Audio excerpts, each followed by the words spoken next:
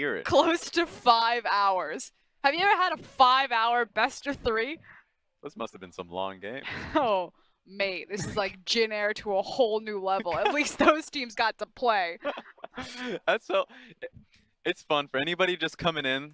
God bless your soul. You know, you got in a fresh start while you're just alongside the veterans who've been here for quite some time today, since 2 o'clock. China Standard Time, of course. I wasn't expecting to wear a tie this long today. I feel like the blood to my brain is being cut off.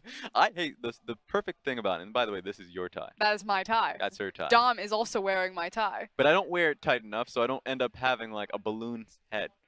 I don't want to die by this tie. That's definitely not how that works. Let's go ahead and talk about this upcoming game.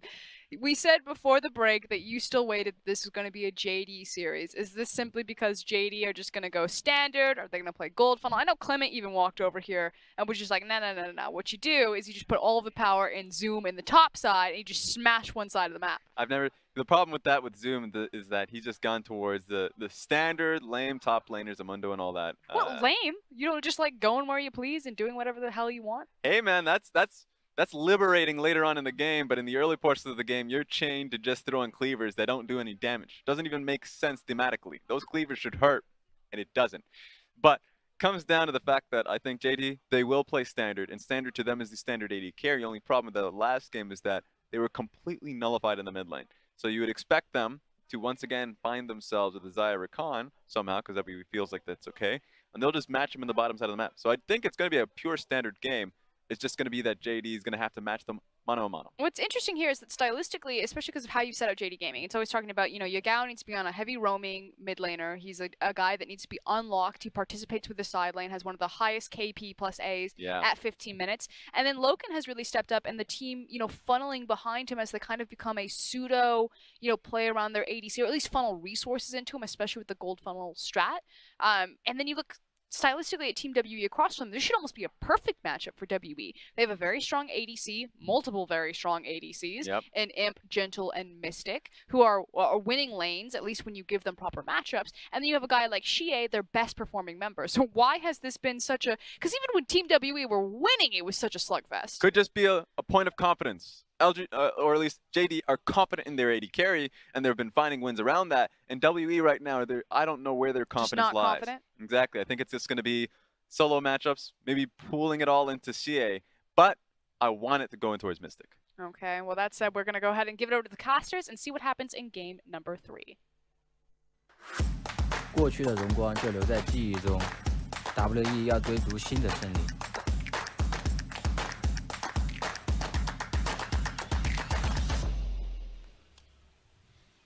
I like your tie, Frosk. And now we're going to get back into this next game. WE versus JD is coming at us. And WE have now evened things up. They've been playing through Mystic in the bottom lane. He did massive damage in that last game. But I think the thing that we got to talk about the most was the draft for Team WE. Gave them an answer to the funnel composition out of Team JD. Do we think JD are going to run? Do you think JD are going to run a funnel composition in Game 3 after WE have shown they know how to beat it now? No, I don't think so. I think Xie has the champion pool to really counter out most of what Jingdong has been throwing against WE. So I don't think it's the same strategy. And if I'm Jingdong, if I'm JD Gaming, I think to myself, I actually have a very good system in place that has brought me to 5-1 in the Eastern Conference. So maybe I just go back to that. And it's about roaming, it's about a lot of early kills, and it's about getting Clid on something he can carry on. Yeah, I mean, that Rakan, he was able to get some big knockups in Game 1 and set up for his team, but in Game 2, the moment that starts to fall behind, it becomes so difficult to find opportunities for your team to break open the game with that support champion. But still, he's a longtime Jarvan player. He's a Lee Sin player. He's the guy who likes to go in and make these big, flashy plays that set up for his team. Yeah, and this split, more than any other, he's the best Graves player we have in the LPL. We see so many JD Gaming drafts where they actually just ban away the Nocturne and first pick the Graves. We actually just call him the uncle composition because they get the guy with the cigar in and suddenly everything is okay. It doesn't even hurt his health. So why is it the uncle composition? Well, Graves is known as the uncle in Mandarin. Ah, okay, okay. Interesting. I wonder who's on. Anyways, getting back into this, if we can see him unlock, that could create an avenue of success for JD, because again, they have strong lanes. They've got Loken, who's doing work in the bottom lane. He's stepping up in these team fights. Zoom and Yagao, the Dumpling brothers, are doing work in their own way as well. Yeah, and I think the big difference for WE is that their team fighting does not look like 2017 at all. You cannot convince me that is the case. We just saw Zoom chase down Mystic while 4 members were nowhere around him. That's not 2017 WE. They were known for protect the AD composition, not ditch the AD comp. So, you know, I think there's... the main thing is communication. Like, W definitely look like they're lacking in certain aspects, and I think Condi and Mystic have been the 2 new members that have had this sort of problem, but we also have to give Mystic his due. 7 games so far, and they've never gone back to Imp, they've never gone back to Gentle. Yeah. He is the guy carrying the team so far, and he's doing so with 35% of the team's damage being dealt. And that's not even counting the series. It should go even higher after that MVP performance. Yeah, we do. It is really interesting when you bring it up like that, because it seems as though the communication has gotten worse for Team WE. It definitely has. And that's not something that happens very common in League of Legends, for a group of the same 4 to 5 players to go from being a mediocre team to being a top-tier team and then dropping back down out of communication and meta. It happens all the time. Okay. If you've been in a long relationship, you get those years where you're kind of like, I'm not sure I'm really in love with the other person, but then you turn around and you're like, yeah, we're still family at the end. So it's a working process. It's not that easy to keep a bunch of players together. Every day, it's about the communication. You got to work at it. Team WE, to make love work, you got to work at it. And what better way than with Darkness? Nocturne is going to start things off. A quick ganking jungler for Condi, but look at that, the Shen Camille out of JD to answer. Yeah, I really love this first pick coming out from WE. It is one of those picks that does counter the Graves and also gives you an avenue to go for a global composition. So, you know, very strong answers all around. They also take away the Tom Kench, which is the best global protection champion. So, strong ideas from draft coming out from WE. We even see the Kled to try and match that Shen mobility, of course. Charge, not quite global, but at level 16, it's damn near close. And also provides a heck of a lot more engaged than Stan United. But now Ashe being banned away, as Lucian is the champion of choice for Loken. Looking like Loken's going to take Lucian and step up in the bottom lane. Of course, this draft has been done manually before, so that's why the teams are having almost no hesitation in locking everything in. We do see JD Gaming do have the same read as their analyst desk. They do think Mystic is probably the better AD carry, so they're taking away a lot of his options and trying to force him onto something like the Ezreal or a Mage, perhaps. Oh, Kaisa being looked at and locked in by Mystic here. Can his performance match one of the big 4? Can he match iBoy, Jackie Love, Uzi?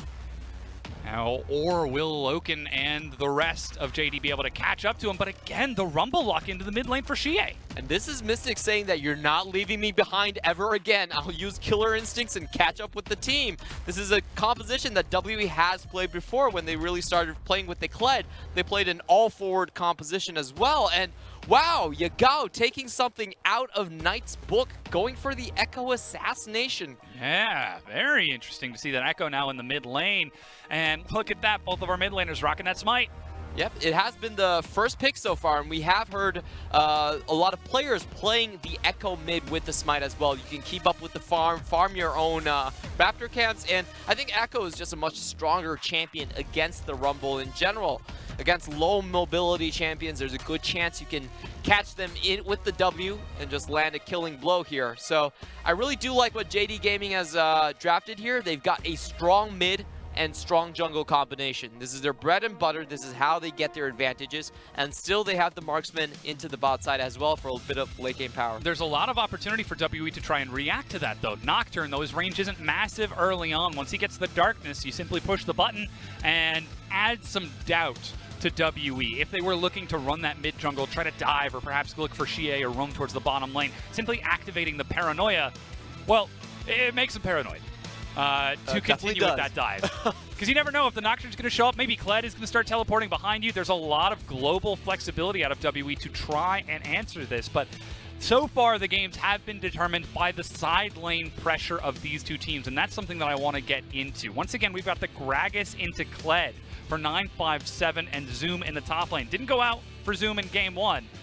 Is he going to be looking for redemption here in game 3? Now, I actually would consider the Gragas a pretty good matchup into the Kled. You do have the early wave clear advantage, and also Kled just doesn't do very well with short CC duration, with short cooldown CCs.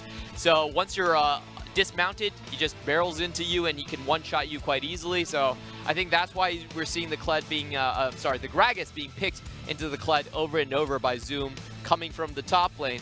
Like you said, W have a great composition if they can make all of the pieces work. However, I do have some hesitations in calling them a well-oiled machine so far into the split. So whether they can make it work is a big question mark for me. I really do want to see Condi have one of the best games in this split so far, because so far he really hasn't been showing that MVP potential. And now it appears that we have loaded into Keystone Runes. Or maybe not. As the fans are chanting.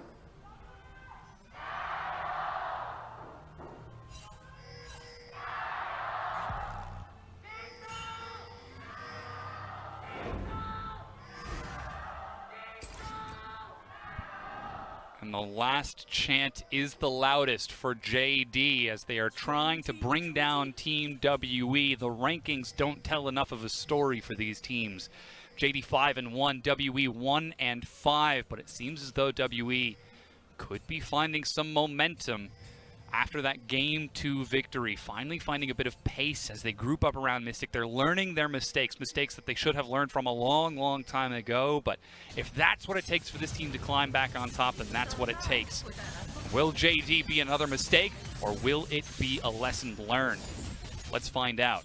As we've got red buff start from both of our junglers, and Loken and Mao, looks like they're going to start trying to control that bottom wave early on against the Kaisa Kench.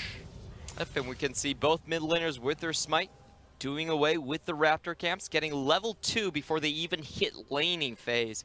Pretty standard stuff that we've seen so far. It doesn't have to be an anti-gold funneling.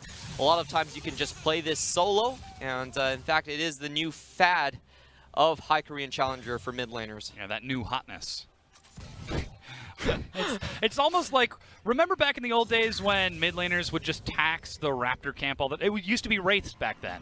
Yeah. And then, you sound so disheartened. Were you a jungler back then, Clement? Yes, I was a jungler. Ah, I see. So we shall not discuss those dark times. I remember going cloth 5 and playing Udyr just so you could yeah. clear faster than your mid laner. Yeah, I remember that. It's like, what? I need the gold.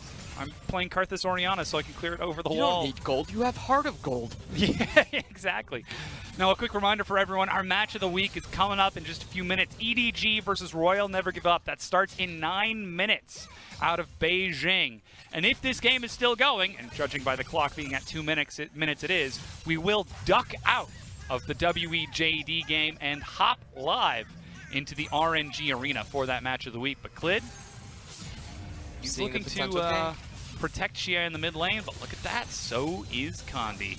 Engage from Yagao as he gets a good hit onto Xie, and there it goes, the knock-up. Xie's already going low. That's the scrap shield as he flashes back. Condi uses and wastes his spell shield, not able to soak any hits there. Klid's just looking for the hook shot cooldown. Yagao with the dive. Nobody from top is coming to save this. That's the Predator onto Condi, but he's already got Scuttle Crab. Klid forces the flash, separates Xie. Here comes 957. Klid, he's going to get low. Condi's at such low health. Zoom joins the fight. They get first blood, but trade it back over 1 for 1. Xie is the target. Yagao is doing some work here, just landing proc after proc, and now 957. He's got double buff, but he's able to walk this out. 2 for 1. JD Gaming. Yeah, and that was really impressive because Kled did have the inner track from the top side, so they made it a 3v2 earlier on, but Yagao with his mobility able to reach onto Condi and take him down first. A really surprising turn of events because the Nocturne was already in position, but another fight happening in the bot lane as well. Just the Shatter Dash trade. Sometimes that 525 Kai'Sa range is so tough to deal with, but again, the fight goes in. Klid manages to get the damage onto Condi, and Yagao steps up with Klid to finish off the kill, though they do trade one jungler for the other. Yeah, that was a very strong play and exactly what JD Gaming were looking for. They do have the highest first blood percentage out of any of the LPL teams, and it's their willingness to fight all in the 2v2. Look at Yagao. He's being collapsed upon, drops himself the parallel convergence. But here's Klid, level 3 to Condi's level 4, leaps out. Able to hit him. I don't think Condi actually took too much damage from that hook shot. Level 4 to level 3.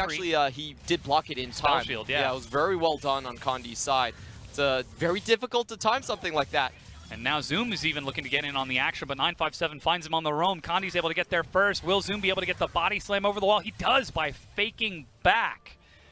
He walks away with his life, but double buff on that Kled, and the kill means, once again, this lane is going to be real tough for Zoom. Yep, and we're seeing the Echo doesn't have the teleport, is running with the Smite, of course, so not really able to help back on the other members of the team. Now, this Kled is actually fairly scary. There's a reason that JD Gaming did not go in 2v1 versus a double buff Kled, because even if you take him off his horse, there's a very high chance of him mounting up back again. As a Kled main, I can tell you, 5 auto attacks and a full Q will get you back onto your horse, or Skarl, if he's a horse. I'm not sure. I think it's a Draco something or other. I forget the name. Ah, it's Daniel Dracos. Oh, Got okay. it.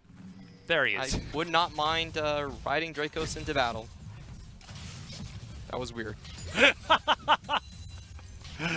Yeah, to be fair, I think he would, if we were to actually rank the casters by your ability to ride them into battle, he would be close to the top. That's going to be the new Twitter list. Don't worry, we'll get that after broadcast.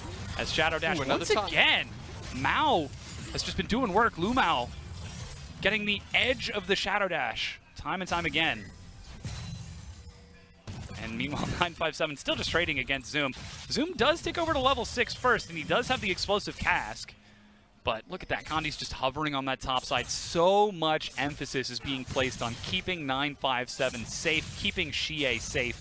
Bottom side seems to have barely been touched, and it seems to be working out in Loken's favor. He's 11 CS ahead, he's pushing into that turret, and now even Klid is on that side of the jungle as the red buff is going to respawn. Just has to do with the matchup. The Lucian, of course, will get the lane priority early. I'm really impressed at how W recovered from those 2 kills being thrown. But now we see the big difference maker, Yagao with the kill and the assist coming into the fight. But can't deny Condi from 6, I guess. Yeah, look at how close Condi is, or how safe he's trying to play. That was a blast cone over the wall in order to get Klid into the Dragon Pit. Yagao thought about diving bottom, doesn't have his flash, but he's got the chrono break to try and reset if anything goes awry. And Mystic and 694. Goodness gracious, that's going to be something. Yeah, just imagine the full WE team roster with like 15 digits. That's great. If I ever get the ability to cast a team like that, I think afterwards I'll go into auctioneering, you know, like the Texas-style auctioneering. And I'll take 694, going first, going for second, go over to the number 2, and the hook shot into the 4995. There's a reason I can't do it right now. Do you know why they changed, why Celestial changed his name? Why did Celestial change his name? So the reason was that he couldn't pronounce his name in English, and Candace actually asked him about that during a live interview. And no. Like, isn't that a bit weird that you chose a name that you can't pronounce? And he thought about it, was like, yeah, it actually is kind of weird. So he changed his name to 694. God, you gotta love how open-minded he is at that point. Like, you know, I think I might have made a mistake there. I think you're right. Thank you for that feedback. If only we could all be as open-minded as.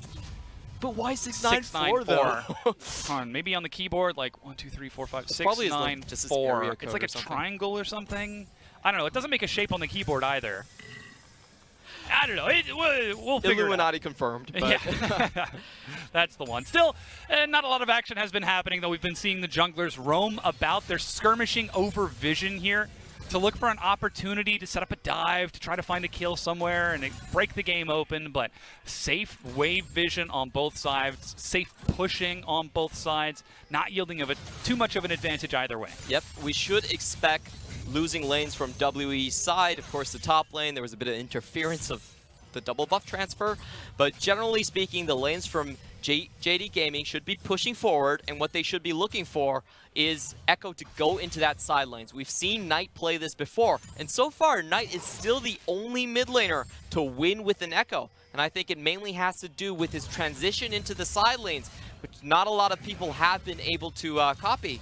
We see Condi waiting on the wings already, though. He's got the Paranoia. That's Shadow Dash. Mystic actually kites it out this time, and look at the damage that Mao is going to take. There goes the Paranoia, and oh no, the Ultimatum catches Condi in midair and saves his support. 694, real low. Culling was used. Logan gets slowed by the Tongue Lash, and there goes Clid looking for the follow-up. Parallel Convergence, and Yagao is on the hunt. He's finally found the kill, but Equalizer resets. It's Stand United. Clid goes low. Yagao, is he going to look for the reset? He does. He bounces back onto Mystic, but under the turret at the same time. At such low health, he gets popped by the Void Seeker from Mystic, and WE take the fight 2 for 2. Yep, so overall, I actually think it was a 2 for 1. That's the one, 2 for 1. Yep, in WE's favor right there. Good play coming out from Clid, actually blocking the entirety of Paranoia's damage from going down, or else Lurma would have been dead far in advance. Yes. Yeah. Excellent play from Clid to deny the Paranoia. Now we know an unstoppable target cannot break out of the Ultimatum. I imagine that would probably be a similar interaction with Vi as well, but just the dive attempt as Yagao, he gets greedy for the kill, but ends up costing his team as Clid steps in a bit too far, and Xie ends up trading 2 for 1. That is such a good equalizer, not leaving enough space between the terrain and the lane, so 2 members had to walk on burning coals just to get away from that, and unfortunately for Echo, he's such a difficult playmaking champion. You could see that Yagao overshot on the W there and wasn't able to secure the early kills. Yeah. What can you say? Xie putting JD between a rock and a hot place. And now the Dragon is the target as we're just getting some vision over the back of it. Clid continuing to farm up. That's what I live for, just the soft chuckles. They're like, oh, yeah. Yeah, I see what you did. We go there. to so many hot places in Shanghai. There's like great hot boxes all over the place. But 11 minutes in, 3 kills to 3 right now. That's what's on your hot pot. We're in game 3, Clement. We've got our match of the week. This is great for W because they should have had losing lanes. They weathered the early game storm, and now they have Condi on 6, which is makes him a lot more dangerous, a lot easier to make plays on him compared to the Camille. You do bring a little bit more damage into the equation as well. So for JD, I still think they're looking for the same things. They really want to get Yagao into one of these side lanes as soon as possible. The question is just how do they actually do it, because most of the time you want to look for a side lane tower to go down, get yourself a long lane, and that's when Echo is at his best. In that long lane situation. When you could chase someone down, when there's no chance of them escaping. Yeah, you don't even have to consider the W. The passive is just enough. The Z resonance drive, you can just chase someone down. So that's what JD Gaming are trying to set up. The question is, really where do they want to do it? And I think it probably should be the top lane. You do have the Shen in the bot, so you can stand United up towards that lane. And also, it's pretty easy for Gragas to get that explosive barrel cast onto the Kled. I mean, we can already see Logan is trying to break down that bottom tier 1 turret, but Kai'Sa wave clear under turret is no problem. The missile barrage it's pretty easy because it does get that execution damage on targets, I believe, below 30% health when keeping pace of that wave. Plus, he hasn't even broken down his mid tier 1 yet.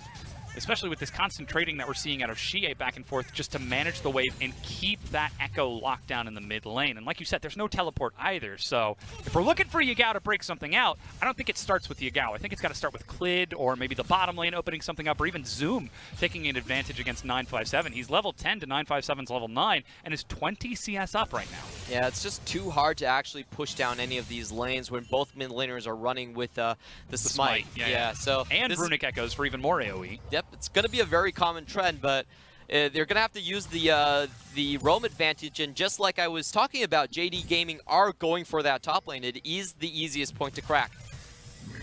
And look at that, Condi is behind them. Bear trap on the rope, gives a good yank to Zoom. Teleport is not available for Mystic, and Xie has roamed up as well. Looks like blue buff is being taken by Yagao in the meanwhile. Doesn't have a smite just yet.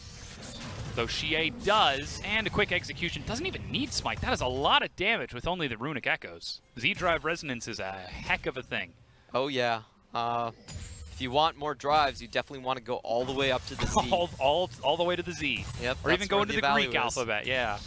That could be the one. Meanwhile, mid laners have returned mid. Both junglers are still hovering top as Zoom is just trying to bait this. Is he going to toss the cask? He should do it now, because that damage should knock him off of Scarl, yeah, and he then won't be able to charge. follows up with the Hextech Ultimatum. Yeah.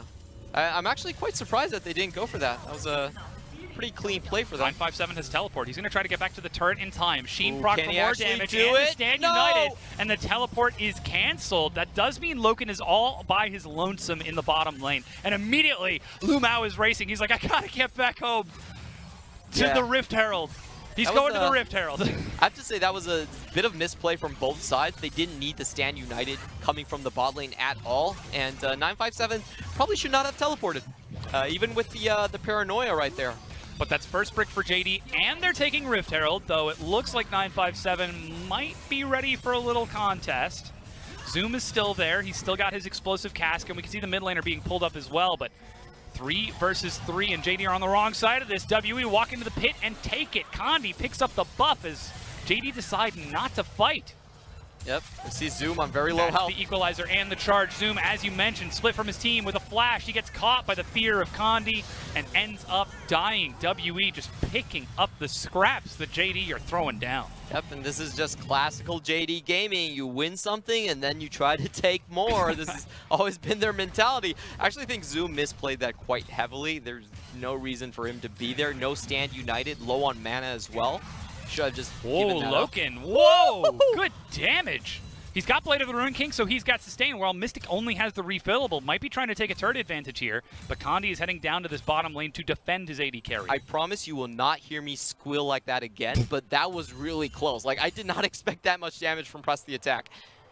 I feel like I don't believe that, because Echo's about to hop over the wall. Still got a lot of damage. Parallel convergence. Loken steps up. Mystic gets the target. Gets the shield from Killer Instinct, and Loken uses that to dash back out with the kill in his back pocket. The turret is defended, though they do find that kill. I held it. But it was a lot of damage. You thought about it, didn't you? Of course I did. Yeah. But still, the turret is being pushed in here. Shia tried to push in the meanwhile. It doesn't quite have the equalizer just yet, though he is level 12. So it does have that power spike of massive damage, and WE decide they can't defend it. 2 turrets to 0, though WE's still sitting on that Rift Herald. Yeah, if you think about this play that JD Gaming are doing over and over again, it's actually very hard for W to do anything about it. They don't really have the range to step up and just clear it with the threat of the stun coming out from the Echo. So if that happens, there's only 2 realistic options. You go all in at once, or you just back off and give the tower. So maybe we can clear the minions, Clement. When there are 3 people there, and one of them's an Echo with Chrono Break. optimistic thinking. Yeah, here we can see the stats for JD. They've got some of the highest damage per minute in the league, along with their kills per minute, but that gold differential, minus 367. That team KDA is right on average. That's the coolest thing about JD Gaming, is that they actually have winning gold totals at any other game's point. Yeah. So what they do is they start roaming, they lose a bunch of farm, they get kills, and then they lose objectives. So that's why you see the gold graph, and that's why I was talking about the classic JD Gaming. Yeah. You win something, and then you try for more. Exactly. We got the kills, let's take the objective. Yeah, we don't have enough health. It's so obvious from the stats. Like, I've never seen a team that's like, okay, they're winning here, they're winning there, they're losing at 15 minutes. That makes no Doesn't make sense, sense, but yeah. that's JD Gaming. Well, it seems like we're seeing something a little similar here. At 17 minutes, they are finally ahead in gold in this series. I believe even in the gold funnel game in game 1, WE was up. But were they ahead when they lost when they lost Herald? That's the question. Ah, yeah, See, I guess that's the call. That's the cool thing about JD Gaming and their stats. Well, now we need to look at the equalization then, because Condi is still sitting on that Rift Herald for about 60 seconds. If he drops that in a sign lane and it breaks a turret, that could equalize the gold a little bit, but right now, JD, they're just pushing the tempo in that mid lane. There goes the charge. 957 with level 12 is trying to catch up. Equalizer on top, but JD just back out of it. 957 decides not to follow up. This is wasting a lot of time on Condi's Herald, though. Yeah, that was a little bit unfortunate. 957 did not come in soon enough. If he was there, he could have gotten a lot of the pullbacks onto his Q and maybe kept someone on the equalizer a bit longer. Culling onto the mid-tier 1 as JD are trying to break it down. Yagao steps up to zone them away and succeeds. The mid-tier 1 is broken. 3 turrets to 0. Nearly 3,000 gold ahead for JD Gaming. I really like what JD Gaming are doing so far. They're testing the communication of WE. Can you come in all at once? We've actually seen a very similar composition to what HQ has been running in the LMS with the FLICKR. Same concept. And now we must tragically depart this WE versus JD game as our match of the week is starting. Edward Gaming versus RNG is about to go live in Beijing. Why, hello there. We're